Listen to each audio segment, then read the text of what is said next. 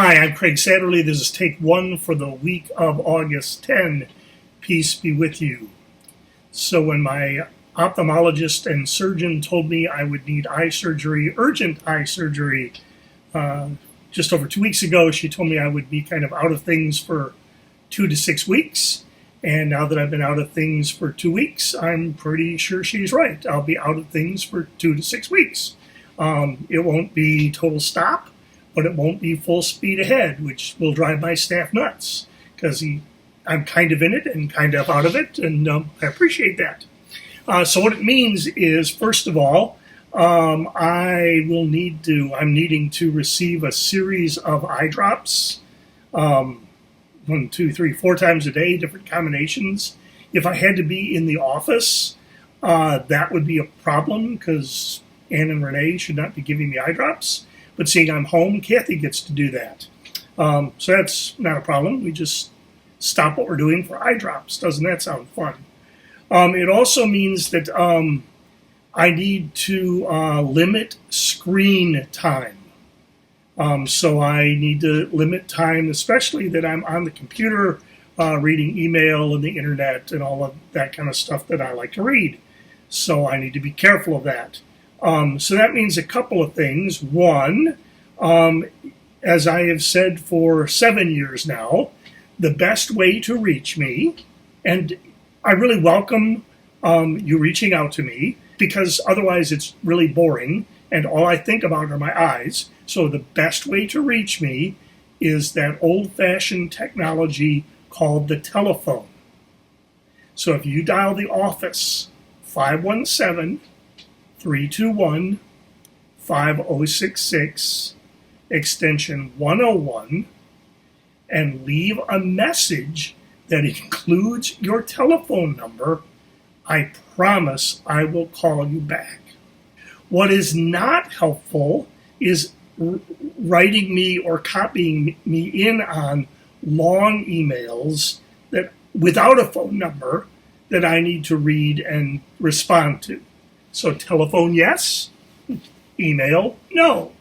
So that's what medical leave. And the future, that's always been helpful, and it would continue to be helpful. So that's 2.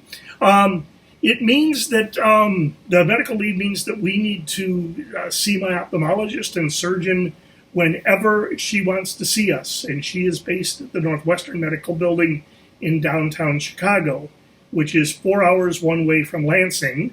And during a pandemic, we really don't want to stay in a hotel.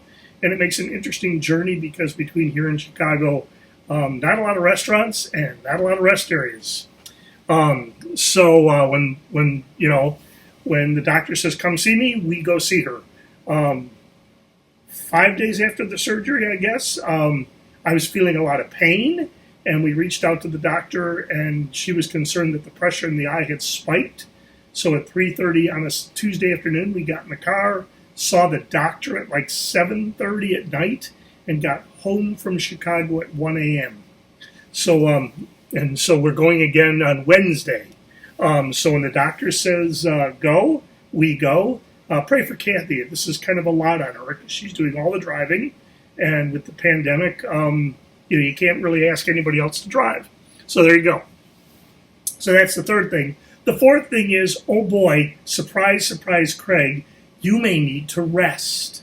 So, it takes me longer to do stuff. So 70, 80-hour work weeks are, that's been the way I've lived for, forever.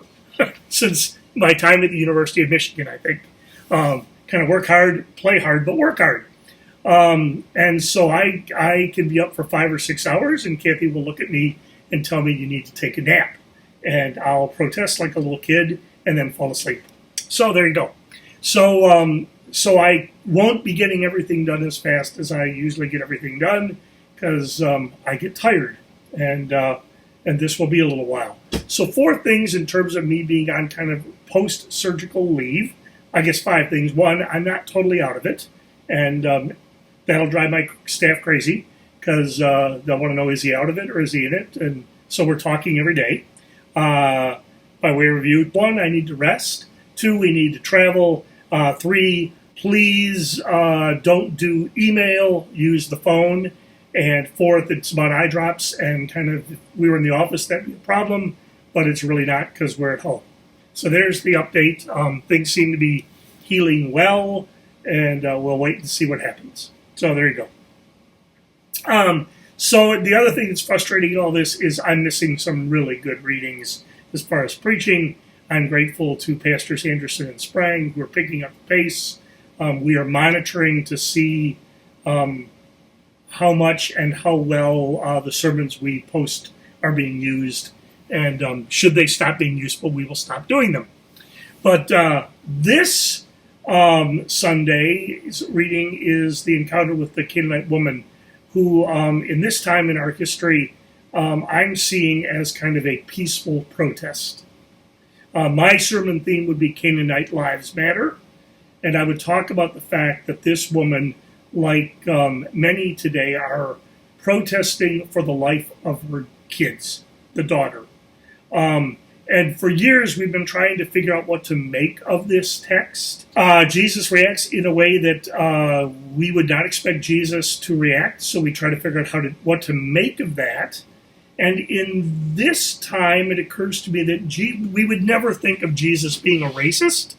Jesus loves all people, sees the child of Godness, the image of Godness in all people, suffers and dies for all people. We would never think of Jesus being a racist, and yet Jesus, in this reading at least, is caught up in systemic racism, in the racist system of his day, which says, one, this Canaanite woman is beyond God's love and God's care. God didn't say that, the system did. And two, that allows Jesus to refer to this woman as a dog, and to say it's not fit for the children's, to take the children's bread and throw it to the dogs. This woman does not take offense. Her protest is peaceful and respectful, and she's like, yes, Lord, and even the dogs get the crumbs that fall from the table. And somehow that catches Jesus up. Her faith, I think her being able to speak clearly and truthfully to him, to bring him back to who he is, or to help him see the broader dimensions of his mission. And the woman's daughter is healed, and Jesus takes a swipe at systemic racism. He doesn't knock it out, because boy, that systemic racism is insidious and hard to beat. We've seen it in our country for 400 years, but Jesus takes a swipe at it. And as the church, so do we. So do we.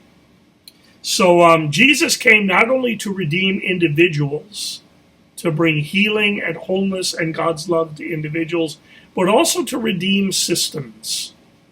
And so when we fight racism, when we fight all isms, we're extending the very work of Jesus. So that's why, as a church, we're involved in all of this. So that's what I would be preaching about if I had the privilege of preaching this week. And I'm getting to the point where I'm, for the first couple of weeks I didn't care, and now I'm beginning to get antsy to preach again, which is a sign I'm getting better. So I'll do some more reflecting on this surgery experience. I'm not going to give you a description of the surgery itself, because while some people like me find it fascinating, others find it get queasy. So if you want to hear about it, you'll have to ask me sometime when I see you.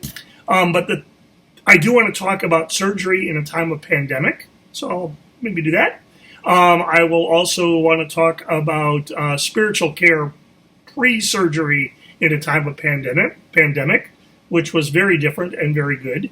And I'm again reflecting on being a person who lives with a disability in the Evangelical Lutheran Church in America. So I'm going to share some insights into that as well. In the meantime, I would invite you, because it's not all in my head, to have a good look at the update when it comes, and to register for things that we are offering, because we're trying to offer some really helpful stuff. Coming up in a couple of weeks on a Saturday, my friend Bishop Mike Gerlinghouse from Oklahoma and Arkansas Synod is going to do a Zoom meeting for us. Everyone talks about the church is changing, And what Bishop Gerling helps us name is change brings grief. And we grieve for the church, for our congregations, in the same way that we grieve for loved ones. Bishop Mike's book is really good, and so he's going to talk to us about that. So please register for that. And then we're already opening registration for the Autumn Leadership event, which is going to get at polarization. That's for rostered leaders. The Zoom conversation on grief is for anybody. On polarization, boy, do we need that as we look at even masks have become a political dividing line. So how do we respond as a church to polarization? I hope you'll have a look at that one too. So this is Bishop Craig in Lansing. This is Take One. I hope you're well. Peace be with you, and take care.